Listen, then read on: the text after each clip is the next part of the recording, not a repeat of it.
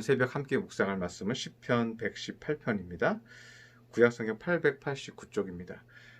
제가 핵심 구절 우리 한 4절 정도만 읽도록 하겠습니다. 118편 4절부터 7절까지만 제가 읽어드리겠습니다.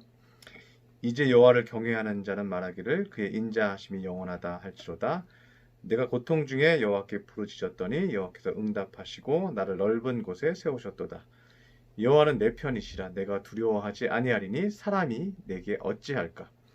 여호와께서 내 편이 되사 나를 돕는 자들 중에 계시니 그러므로 나를 미워하는 자들에게 보응하시는 것을 내가 보리로다. 아멘. 지난주에는 우리가 몸이 아플 때 제가 또 그리고 마음이 아플 때 어떻게 우리가 대처해야 할지에 대해서 말씀을 묵상을 했습니다. 이 두 가지 아픔이 우리에게 있지만 오늘은 한 가지 아픔을 더 묵상하려고 합니다. 그 아픔이 사람과 사람의 관계에서 일어나는 감정 때문에 생기는 아픔입니다. 특별히 다른 사람이 나를 비난할 때, 나에 대해서 험담하고 나에 대해서 얘기할 때 여기에 대한 고통이 굉장히 크거든요.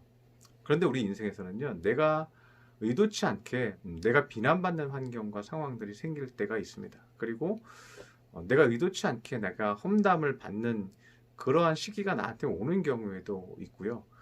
그것 때문에 매우 고통스럽고 또 그렇게 나에 대해서 얘기하는 것에 대해서 굉장히 내 마음에 그것이 아픔이 되어서 나도 다시 그 사람이 미워지고 막 화가 나는, 그래서 마음이 편안하지 않는 상태가 될 때가 있다는 것입니다.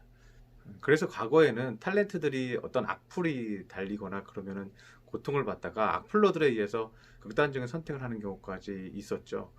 그런데 우리 인생에는요, 악플러가 생길 가능성이 있습니다. 그것이 내 가족이 됐던 또는 내 친구가 됐던 내 이웃이 나의 악플러가 되어서 나에 대해서 비난하고 다니는 상황들이 생길 때가 우리에게 벌어질 수 있다는 것입니다. 오늘 시편 118편은 작자 미상으로 되어 있는 시이기도 하지만 일반적으로 학자들은 다윗의 시로 알려져 있는 시가 시편 118편의 시입니다. 그런데 다윗은 오늘 고통 중에 있는 것을 발견할 수가 있습니다. 그런데 그 고통이 어떤 고통이냐면 6절에 다윗의 고통이 나오고 있습니다. 여호와는 내 편이시라. 내가 두려워하지 아니하리니 사람이 내게 어찌할까. 하나님이 내 편 되신다. 그런데 그 뒷부분의 내용이 뭐냐면요, 내가 두려워하지 아니하리니 사람이 내게 어찌할까. 다윗이 사람에 의해서 고통을 받고 있는 것입니다.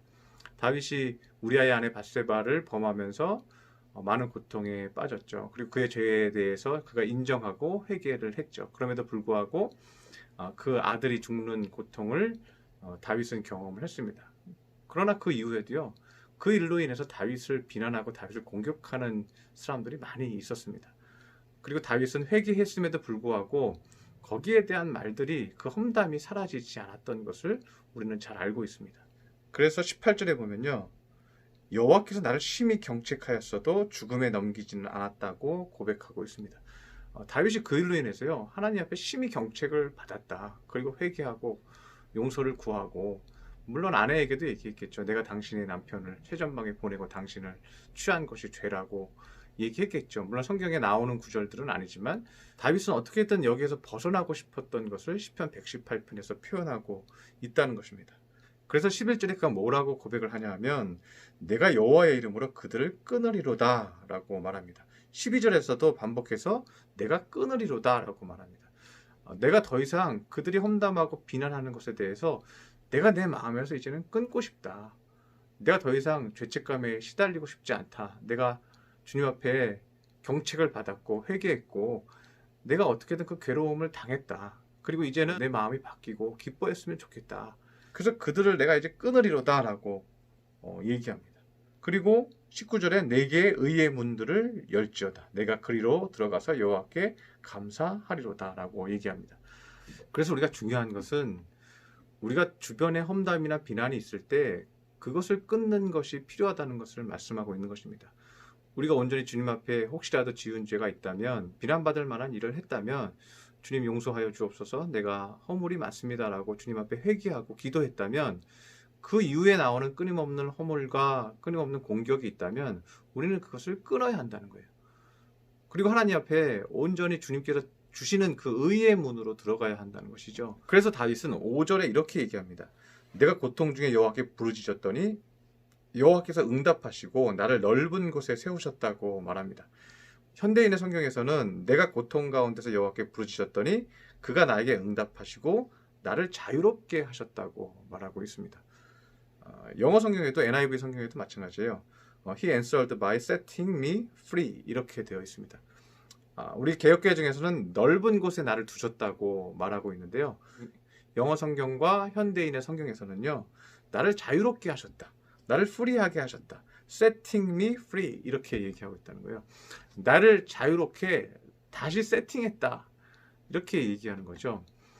죄책감에서 다른 사람의 험담과 비난에서 내가 그것을 끊어버리고 그 죄책이 내 안에서 끊임없이 움직이는 것을 끊어버리고 하나님께서 나를 프리한 마음으로 세팅하셨다. 다시 세팅하셨다. 이 말이죠. 하나님은 우리가 그렇게 되기를 원한다는 거예요.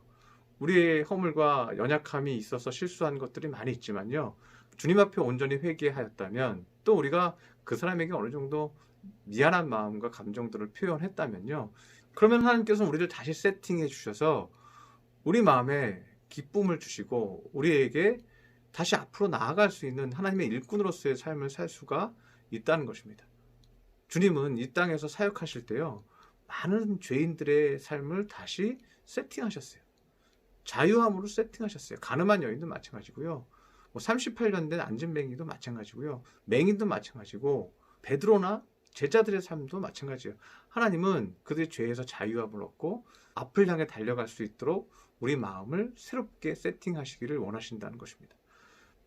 하나님 앞에 온전히 고백하고 진실로 나아가는 자는 더 이상 험담과 비난에 의해서 흔들리지 않습니다. 주님께서 나를 새롭게 하신 은혜를 감사하고 기뻐하시기를 바랍니다. 그리고 내 마음이 자유한 마음으로 세팅되어서 앞으로 나아가서 주님 앞에 쓰임받고 이제는 더 많은 사람들에게 복을 끼치는 사람이 되시기를 간절히 우리에게 원하시고 있습니다. 여러분의 삶에 혹시라도 그러한 고난이 있다면 주님 앞에 온전히 기도하고 다시 자유함과 기쁨으로 세팅되어서 하나님 앞에 쓰임받는 주의 자녀들이 되시기를 축원합니다. 기도하겠습니다. 할렐루야. 사랑의 하나님 아버지, 오늘 다윗의 고백을 통해서 우리가 귀한 것을 깨닫습니다. 주님, 우리가 때로는 험담받고 비난을 당할 때가 있습니다. 그러나 주님 앞에 온전히 우리의 허물을 용서함 받고 깨끗이 씻겨지게 하여 주시옵시고 더 이상 죄책감과 험담에 시달려 가슴 아파하고 또 미움이 생기고 또 섭섭해하고 원통함이 생기는 자 되지 않게 하여 주시옵소서. 그래서 기뻐함으로 앞으로 전진하고 열매 맺고 의인의 삶을 살 수 있는 하나님의 자녀 되게 하여 주시옵소서. 귀한 말씀 주니 감사드리며 예수님의 이름으로 기도드렸습니다. 아멘.